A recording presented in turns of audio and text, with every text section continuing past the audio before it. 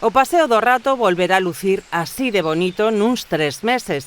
Ese é o prazo estimado pola Deputación Provincial para reparar os graves danos que causou a borrasca Olivier o pasado mes de abril neste espazo natural.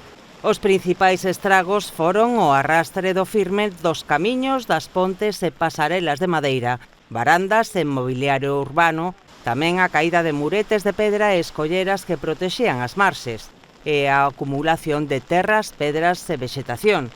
Os traballos comenzaron xa estes días e, segundo o presidente José Tomé, consistirán na recuperación das marxes do río mediante técnicas de bioenxenería e construción de diques tradicionais, así como no recheo e adecuación do firme e do trazado dos paseos fluviais. Inclúese tamén a reposición de pontes e pasarelas de madeira afectadas.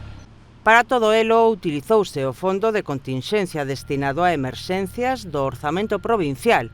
O investimento alcanzará os 175.500 euros.